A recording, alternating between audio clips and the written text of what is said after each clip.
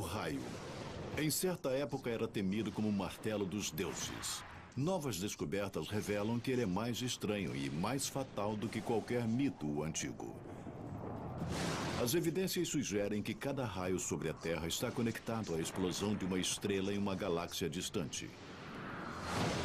Cada explosão envenena literalmente a atmosfera. Cada raio carrega milhões de volts de energia. O raio mata mais pessoas do que os tornados, nevascas e furacões combinados.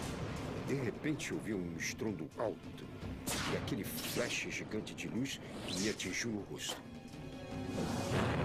Esta é a estranha e surpreendente ciência do raio. Raios de fogo.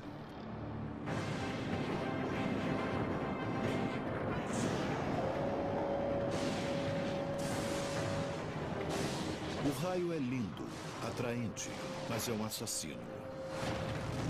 A queda de um raio pode começar incêndios fatais em florestas, derrubar aviões, provocar queda de energia e escurecer cidades inteiras. E o raio é um mistério para a ciência até hoje.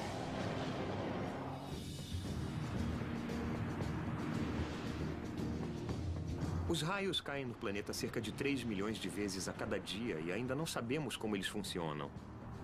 Na verdade, os astrônomos sabem melhor como as estrelas explodem no meio de uma galáxia do que como um raio funciona a poucos quilômetros acima de nossas cabeças. Uma nova geração de instrumentos tecnológicos começam a revelar que o raio é muito mais poderoso e misterioso do que se pensava anteriormente. Steve Kummer, da Universidade de Duke, está numa caça aos raios. Ele e seus alunos desafiam o clima mais perigoso do mundo para levar uma câmera de alta velocidade diretamente para dentro da tempestade. Eles são auxiliados por uma rede de espiões de raios e caçadores de tempestades pouco conhecida. The National Lightning Detection Network acompanha as tempestades por todo o país, conectados por satélites, sensores remotos e a web. The National Lightning Detection Network nos dá uma visão ampla do raio acontecendo em qualquer momento determinado nos Estados Unidos. E assim conseguimos descobrir onde há quedas fortes de raios e se existe uma tempestade especialmente interessante num determinado local onde consigamos apontar a nossa câmera.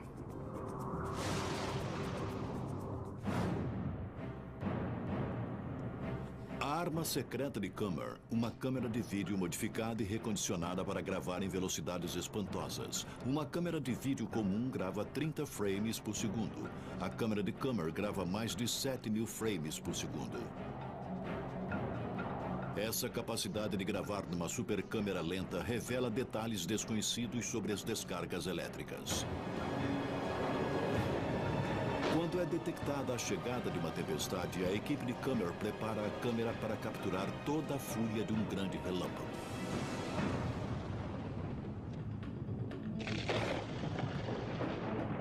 Somente depois que a tempestade passa é que a equipe pode examinar o material. Ainda acho que este é um dos melhores vídeos que já se fez de um raio. São 7.000 frames por segundo. Assim, a velocidade é desacelerada dramaticamente. A supercâmera lenta revela a verdadeira anatomia de um raio. Nos primeiros milissegundos depois da centelha inicial, uma descarga sai da nuvem. Ela é chamada de Step the Leader, guia segmentado. Movendo-se a 100.000 km por segundo, o raio zigue-zagueia para baixo em uma série de passos, cada um com 46 metros de comprimento. Então, ele se divide em várias partes diferentes, algumas das quais desaparecem e outras, você sabe, chega perto o suficiente do solo e faz uma centelha que desce através da fenda até o solo. Essa conexão até o solo liga o positivo ao negativo e a centelha salta. Em 1/1000º de segundo, as duas forças formam um pico de corrente, retornando a carga para a nuvem numa enorme explosão de luz e calor. O contato é feito e então fica iluminado demais para a câmera. Este é o pico da corrente. Quando todas as correntes estão circulando através do canal, então desaparece. Toda a coisa saindo fora da nuvem, você pode ver no marcador de hora que mal chegam a 5 milissegundos. Menos do que 1/100º de segundo, daqui até aqui. Esses vídeos de alta velocidade revelam a anatomia do raio, mas em vez de responder perguntas, eles geraram mais mistérios. Uma vez que o raio começa, sabemos como ele se move e sabemos o que acontece quando ele atinge o solo. O grande mistério dos raios, em primeiro lugar, é saber exatamente como aquela centelha começa na nuvem de trovoada. O raio começa dentro da nuvem de trovoada.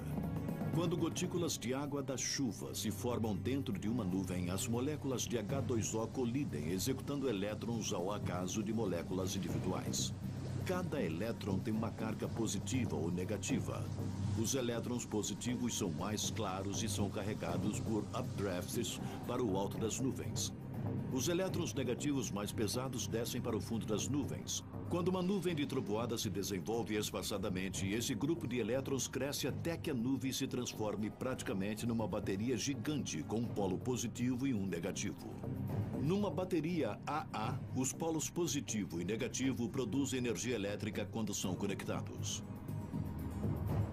Quando os extremos positivo e negativo de uma nuvem de trovoada se conectam, faíscas voam.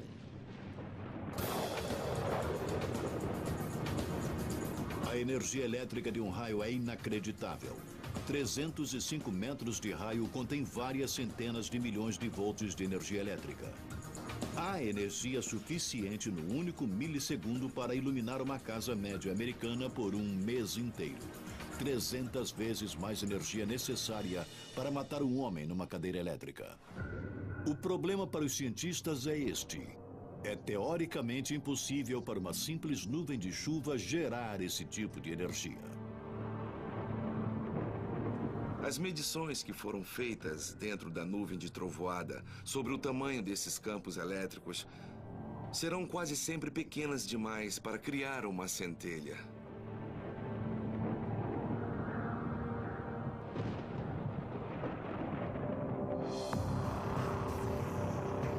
O que cria essa centelha aparentemente impossível no interior da nuvem de trovoada?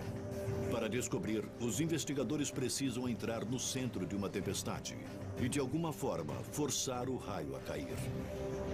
É difícil compreender como os raios funcionam. Se você quer saber como eles começam dentro de uma nuvem de tempestade, você precisa estar dentro delas. Só que são lugares muito perigosos.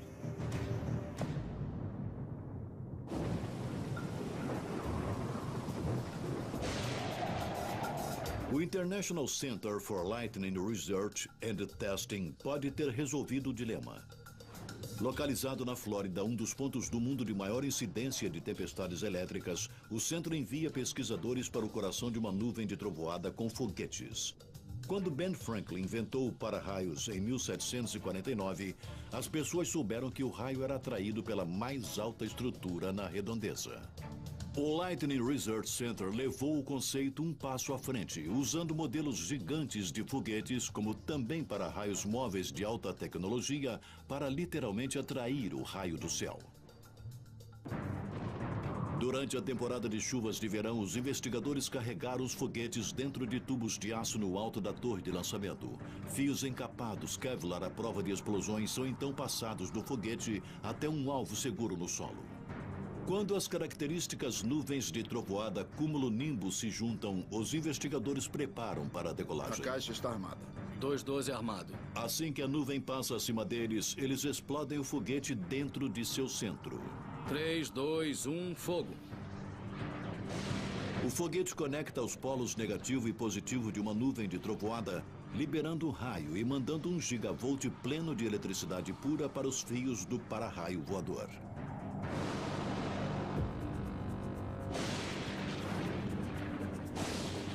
As informações do raio induzido artificialmente é introduzido no sistema sofisticado de detetores e sensores.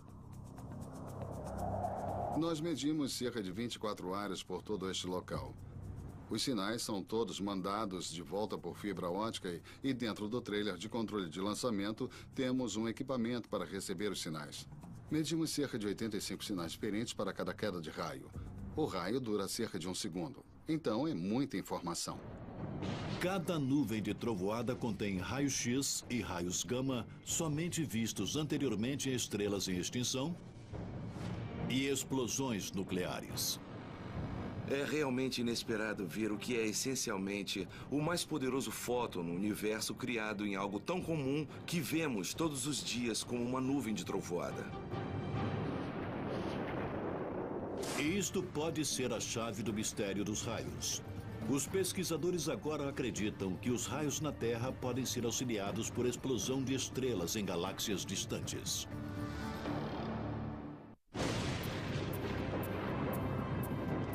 O raio é uma visão comum no céu do verão.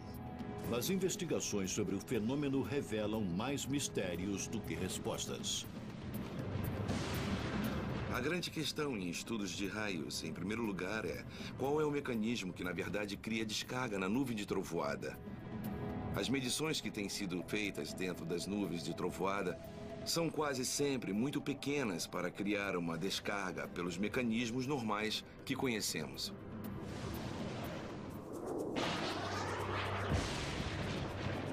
Foguetes foram usados para disparar descargas elétricas para estudo.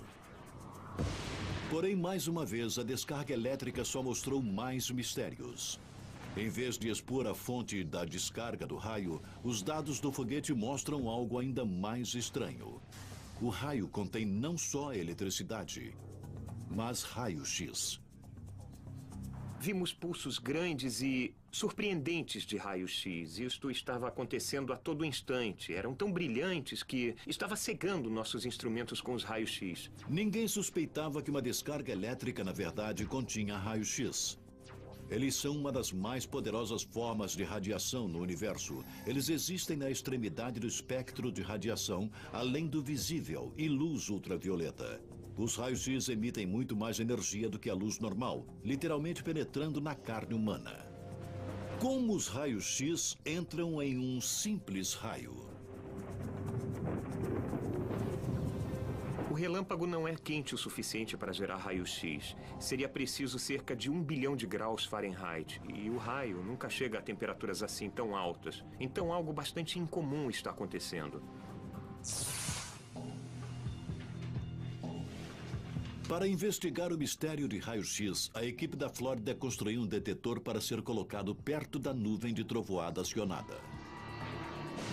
O aparelho pode gravar uma descarga, depois transmiti-la para a máquina que pode reproduzi-la em câmera lenta, congelar frames ou aumentá-la com detalhes. E as gravações mostraram explosões projetando raios-x microsegundos depois da descarga elétrica.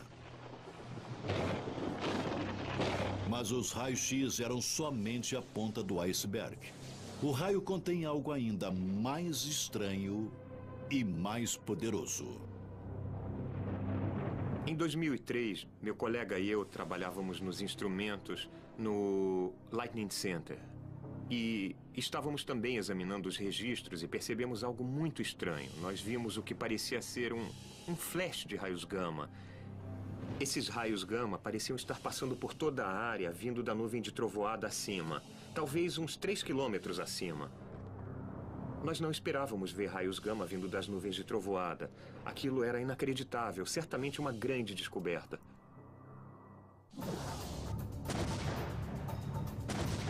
Os raios gama têm a maior energia de qualquer onda do espectro eletromagnético.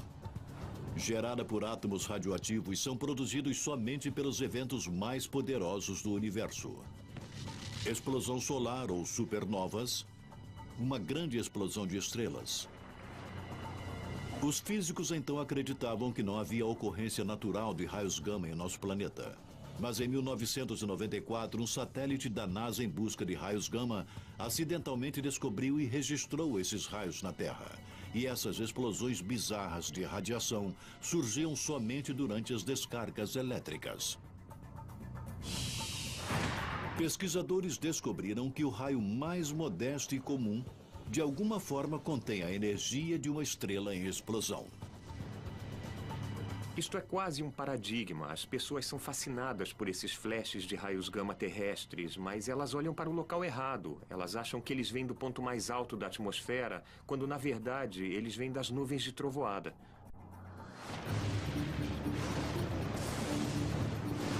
Os registros mostraram que os raios gama terrestres apareceram 1,24 milissegundos antes de cada raio. Esse fato pode solucionar o mistério e explicar como uma nuvem de trovoada comum pode produzir tal energia intensa em um raio. A poderosa descarga inicial do raio pode vir de partículas de grande energia criadas por explosões de estrelas no espaço sideral. Quando uma dessas partículas entra em nossa atmosfera, inicia-se um efeito cascata chamado de quebra desenfreada. A quebra desenfreada ocorre dentro das nuvens de trovoada quando os elétrons são acelerados a quase a velocidade da luz por fortes campos elétricos. Assim como dominós caindo um após o outro, esses elétrons desenfreados geram mais elétrons desenfreados ao colidirem com moléculas de ar. O resultado é uma avalanche de partículas de alta energia, criando uma explosão da corrente que viaja na velocidade do raio.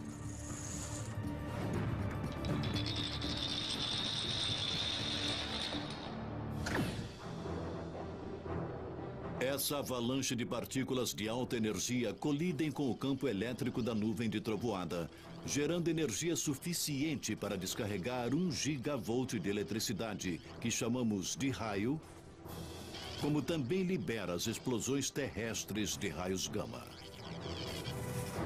Os raios cósmicos caem constantemente em nosso planeta.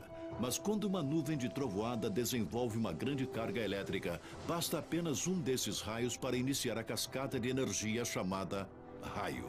Esses raios cósmicos vêm da explosão de estrelas. Eles vêm de explosões de supernovas. Assim, se essa teoria é verdadeira, há uma conexão entre o raio que você vê ao alto e a explosão de uma estrela em algum local da galáxia.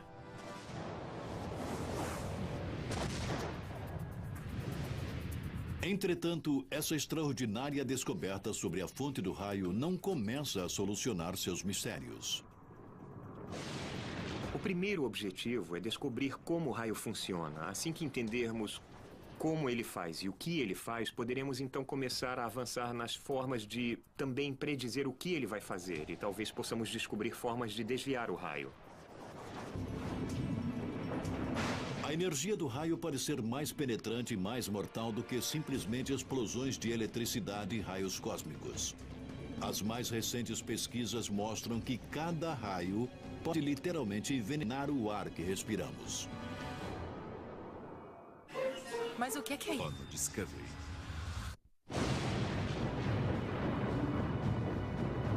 Cada descarga elétrica num céu de verão é dramática e potencialmente fatal. Mata dezenas de pessoas e fere centenas a cada ano. O raio causa mais de 17 incêndios anualmente, queimando mais de 2 milhões de acres só nos Estados Unidos. O que estamos mostrando? E os cientistas agora acreditam que o raio poderia estar literalmente nos envenenando. Mas o raio pode ferir seres humanos. E do ponto de vista da química, o raio, na verdade, contribui significativamente para a atmosfera.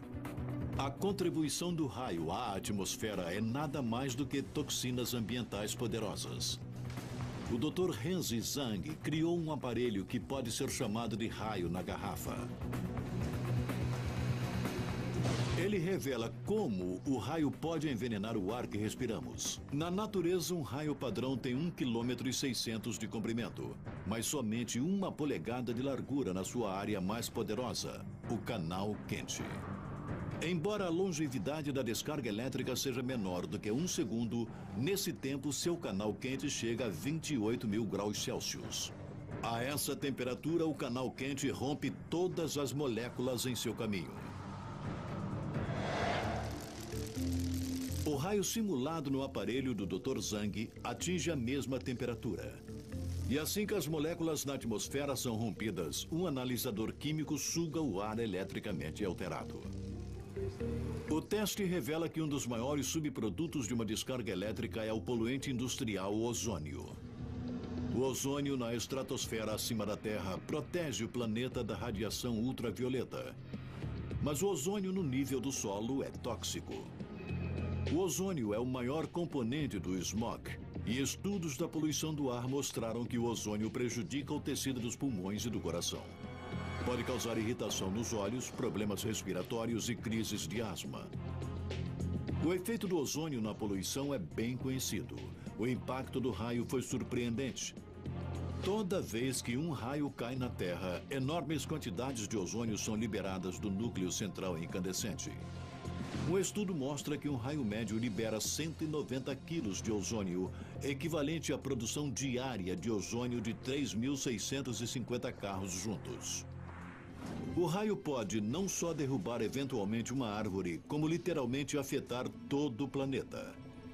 De fato, nova pesquisa revela que o raio às vezes tenta não interferir no planeta com explosões gigantescas de eletricidade que não atingem a Terra, mas interferem mais acima, nos limites do espaço.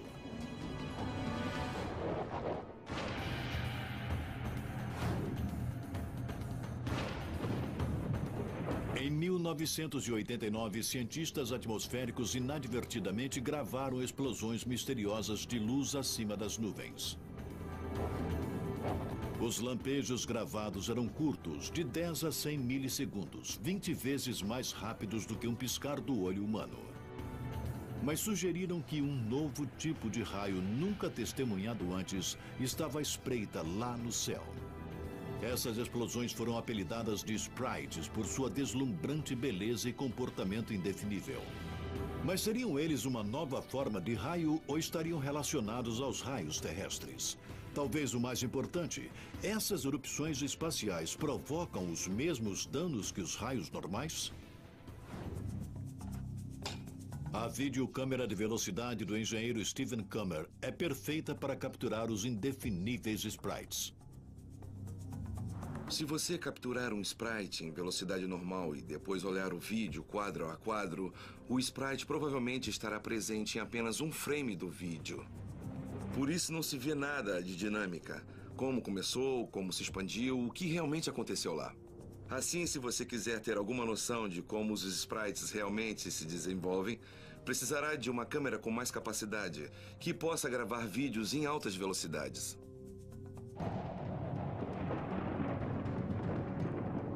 Quando chega uma tempestade, um computador controla a câmera para começar a gravar sempre que detectar uma luz. As câmeras capturam o fenômeno indefinível. 1 segundo de tempo real leva 5 minutos para passar nesta filmagem de alta velocidade. Podemos ver quadro a quadro? Claro. Antes da criação da videogravação em alta velocidade, acreditava-se que os sprites eram figuras disformes de luz. Em mais de 7.000 frames por segundo, os sprites assumem formas individuais específicas que podem ser examinadas e medidas. Os sprites provam ser enormes. Seus corpos vermelhos brilhantes florescem para cima de 48 a 96 quilômetros, enquanto anéis azuis minúsculos nadam para baixo como águas vivas. Alguns deles são muito grandes e contêm muitos elementos, e alguns são muito simples e são apenas colunas muito finas, com não mais do que 100 metros de largura, que se estendem por dezenas de quilômetros de comprimento. A câmera de alta velocidade de Kummer e sua equipe ajudaram a solucionar o mistério dos sprites. Registros de rádio ligados ao vídeo revelam que cada sprite é um subproduto bizarro de um raio, a descarga elétrica terrestre. Eles são disparados milissegundos depois de uma descarga elétrica normal, ecoando o raio terrestre com um lampejo nos céus. E a descoberta dos sprites revelou todo um domínio similar de fenômeno elétrico de grande altitude, com nomes divertidos como Elvis, Jatos Azuis, Trolls. Mas seus nomes graciosos são decepcionantes. Essas criaturas recentemente descobertas estão provocando destruição na atmosfera do espaço. Cuida de quem cuida do bebê.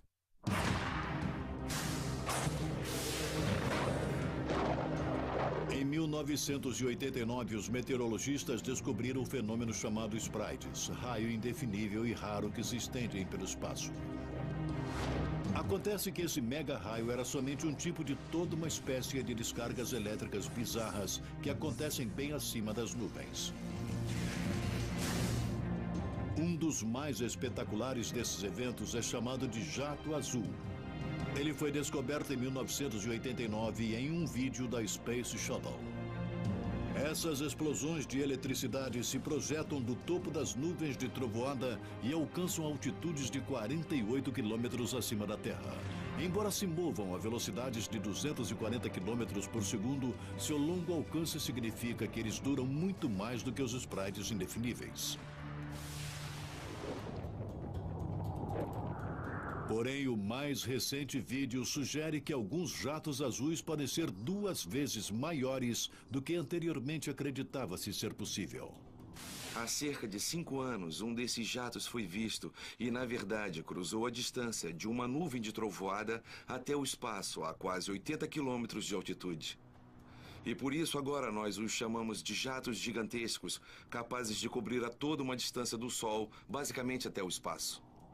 Os jatos azuis não são só mega-raios a alcançar o espaço. E só agora estamos descobrindo exatamente quais danos são causados pelo raio espacial. O aspecto mais brilhante do fenômeno é chamado de Elvis. Quilômetros acima até de raios Sprite, esses flashes altamente poderosos são enormes e se expandem rapidamente em até 402 quilômetros de um lado a outro. Esses Elvis gigantescos são também mais indefiníveis e duram literalmente 1 milissegundo. Os Elvis sobem mais do que os jatos azuis, a altitudes de 120 quilômetros acima da superfície da Terra. Mas esse raio espacial pode ser mais prejudicial à alta atmosfera do que o raio terrestre pode ser a edificações ou florestas. Os Elvis crescem para cima rapidamente, para além da atmosfera terrestre, numa região chamada de ionosfera. É uma névoa espessa de elétrons e íons que circundam o planeta. A névoa é tão espessa que é usada para reflexão de ondas de rádio para comunicação com tudo, de submarinos a satélites. Mas o raio espacial, como Elvis e Sprites, podem afetar a manta de proteção vital sobre o planeta. Que efeito essas coisas têm sobre a ionosfera, tempestade após tempestade? Estamos trabalhando basicamente para capturar cada um deles, de forma que possamos quantificar seus efeitos. Mas somente 20 milissegundos. Exatamente. O Departamento de Engenharia Elétrica da Universidade de Stanford escaneia o planeta em busca de Elvis. A chave para detectar os Elvis não vem da visão, mas do som. Os pesquisadores escutam ondas de rádio de baixa frequência ao redor do mundo. Os Elvis rompem essas ondas de baixa frequência e dão uma dica à equipe de onde estão ocorrendo e por quê. Se a equipe de Stanford pode relacionar o tipo de tempestade com o número de Elvis que produzem, podem estimar o impacto sobre a ionosfera ao redor do globo. Como os Sprites, os Elvis são subprodutos de um raio normal. A força descendente de um raio produz um movimento oposto e violento de ondas eletromagnéticas em direção ao espaço. Somente uma descarga elétrica incomum e poderosa pode criar um fenômeno intenso chamado ELF. Pesquisadores da Universidade de Stanford descobriram uma forma de gravar a curta vida dos Elvis com um aparelho chamado Fotômetro Grande Angular de Sprites, Wide Angle Sprite Photometer, ou WASP. 12 instrumentos fotossensíveis são agrupados, cada um capaz de gravar a menor partícula de luz, luz que a videocâmera nunca poderia gravar. Você está gravando efetivamente 25 mil frames por segundo. Não há um único elfo que possamos perder numa tempestade desta forma. Até agora, os resultados são perturbadores. Os Elvis são poderosos o suficiente para romper qualquer telecomunicação que esteja na ionosfera. Um satélite GPS poderia sair do curso cerca de 100 metros.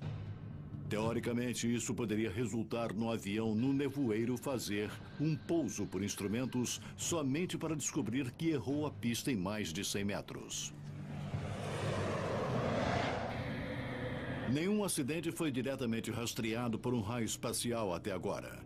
Mas numerosos acidentes e falhas na comunicação do passado podem, na verdade, ter sido causados pela interferência dos Elvis. Somente agora os pesquisadores foram capazes de descobrir quando e onde os Elvis cairão. O impacto do raio no limite do espaço pode ser mais chocante do que qualquer outro, mas os efeitos dos raios são mais terríveis quando estão mais próximos da Terra e literalmente ameaçam todos os aviões no ar. Quando eu fui colocar todo o meu... O raio é bonito e fatal.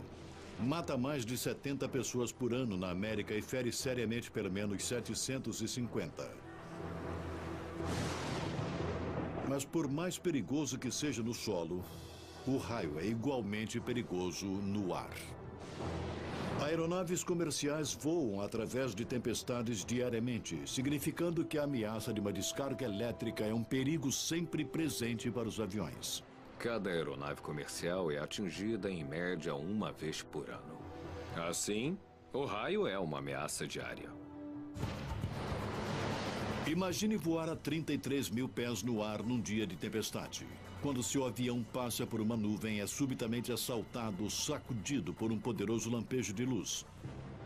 E em raras ocasiões, o raio pode atingir o tanque de combustível, provocar uma explosão e derrubar todo o avião em chamas, matando todos a bordo. Um desastre dessa magnitude não acontece desde os anos 60, graças a novos padrões de exigência da Administração Federal de Aviação, que exige que toda aeronave seja testada contra raios.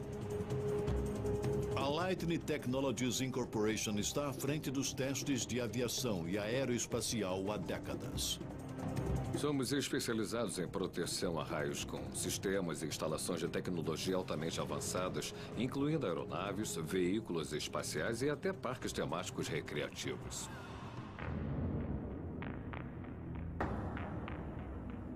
Para testar como uma aeronave pode suportar um raio, os engenheiros da Lightning Technologies criaram uma réplica exata. O modelo está suspenso abaixo de uma máquina que simula o raio. O laboratório de testes 465 pés quadrados produz campos elétricos acima de 1,5 milhão de volts.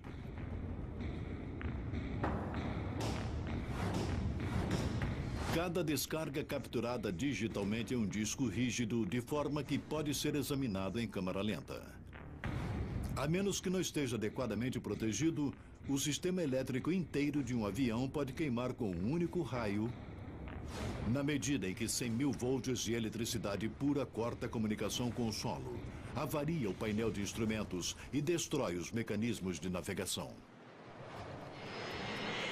O primeiro nível de proteção começa no exterior do avião, onde os instrumentos são mais vulneráveis à energia do raio. Existem muitos equipamentos instalados no exterior da aeronave. As antenas que ajudam o piloto a navegar ou se comunicar com o controle de tráfego aéreo no solo. E existem sondas de registros aéreos que medem a altitude e a velocidade aérea da aeronave. E todos eles estão localizados na parte externa da aeronave, por isso são alvos em potenciais dos raios.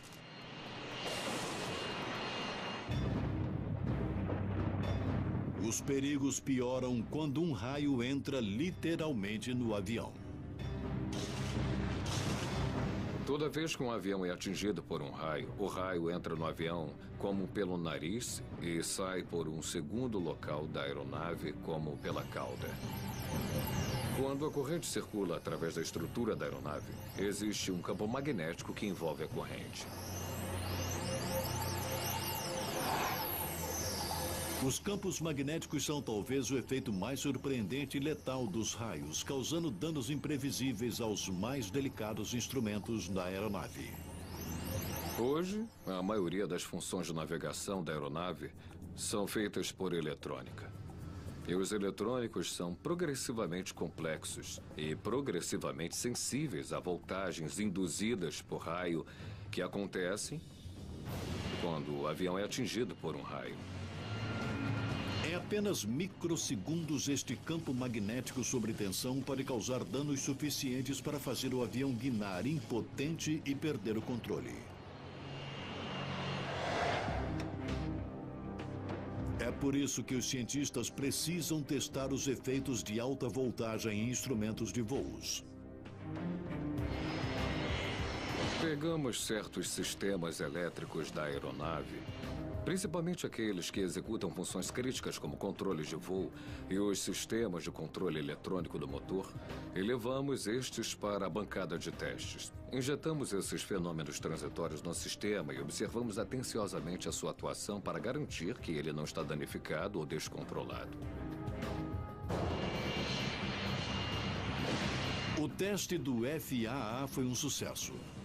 Blindagem, aterramento e tecnologia de supressão sobre tensão permitem às mais modernas aeronaves resistirem aos piores efeitos do raio. Um jato de 408 mil quilos feito de fino alumínio, repleto com milhões de circuitos eletrônicos, podem voar seguramente através mesmo das mais devastadoras das tempestades elétricas. De fato, nenhum avião na Europa ou América foi derrubado por um raio em 25 anos. Novas descobertas em meteorologia e física revelam os terríveis efeitos de uma tempestade elétrica. Mas para alguns, os resultados terríveis dos raios são menos científicos e mais pessoais. Mas o que é isso? O raio ainda é um dos fenômenos mais comuns e misteriosos do mundo natural. Ao redor do globo, há 100 quedas de raios a cada segundo. Os americanos têm 2 vezes mais chances de morrer por raios do que furacões, tornados ou nevascas juntos. A energia do raio é particularmente mortal quando atinge o corpo humano. Um raio é 1000 vezes mais forte do que um choque de uma tomada padrão de 120 volts. Sua energia pode fazer com que a carne humana se incendeie espontaneamente. Ele pode literalmente causar uma parada cardíaca. Sua energia elétrica pode causar morte cerebral. Porém, o mais estranho é que um raio nem sempre mata. 800 a 1000 americanos em média são atingidos por raios a cada ano. Desses, menos de 10% morrem. São 90 pessoas por ano. Mas isso também significa que 900 pessoas são atingidas anualmente e sobrevivem. Algumas têm sérios problemas. Outras quase não têm consequências. Os danos dos raios normalmente podem ser prevenidos, evitando-se tempestades, mas nem sempre. Há um tipo ainda mais estranho e mais mortal de raio espreitando nas nuvens de trovoada, que pode cair sem avisar sob céus ensolarados a quilômetros de uma tempestade.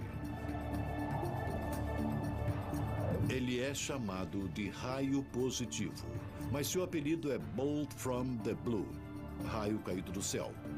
A maioria dos raios são torrentes de íons de carga negativa, mas 5% dos raios são explosões de carga positiva, não do centro ou da base da tempestade, mas do alto. Esse raio de carga positiva pode ser de 6 a 10 vezes mais poderoso do que o raio típico. A carga é tão poderosa que explode para frente em uma trajetória quase horizontal, até de repente guinar para o solo, às vezes quilômetros acima da tempestade elétrica móvel. O raio positivo pode cair a 40 quilômetros de distância da tempestade, atingindo pessoas ou objetos aparentemente a salvo sob o céu ensolarado, dando a essas poderosas explosões o apelido de Bolt from the Blue, raio caído do céu. O raio positivo é muito mais poderoso e perigoso do que sua forma mais comum, liberando 1000 milhões de volts de eletricidade pura em um único segundo. Ainda em alguns casos, uma pessoa atingida pelo raio não só sai ilesa, como pode miraculosamente mudar. Caso em questão, Dr. Tony Chicoria. Enquanto fazia um piquenique em Nova York em 1994, Sikoria foi atingido por 100 mil volts de eletricidade pura. Era um bonito dia e havia algumas nuvens à distância às quais não dei atenção. Resolvi que seria melhor ligar para minha mãe e, de repente, eu ouvi um grande estrondo. E aquele lampejo gigante de luz saiu pelo telefone e me atingiu no rosto. E, de repente, eu estava cercado por uma luz branca azulada e eu fui realmente atingido pela sensação que veio com ele. Foi uma sensação mais pacífica e adorável que eu podia imaginar. Nunca tinha visto nem sentido nada igual. Tony acordou e encontrou um estranho fazendo ressuscitação nele. Embora ele sentisse dor, Sikoria apresentou poucos efeitos físicos em longo prazo da enorme explosão de eletricidade aérea. Mas então o encontro de Sikoria com o raio se tornou bizarro. Semanas depois, ele foi dominado por uma sensação desorientadora. Ele ouvia música na sua cabeça, música que ele nunca ouvira antes. Acompanhando, veio uma súbita obsessão por música de piano. Comecei a ter um desejo de ouvir música de piano e pensei, isso é muito estranho. Cirurgião de formação, Sikoria nunca teve qualquer interesse por música antes dessa descarga elétrica. Eu pensei, ouvir não é suficiente. Eu tenho que aprender a tocar. E eu vou aprender.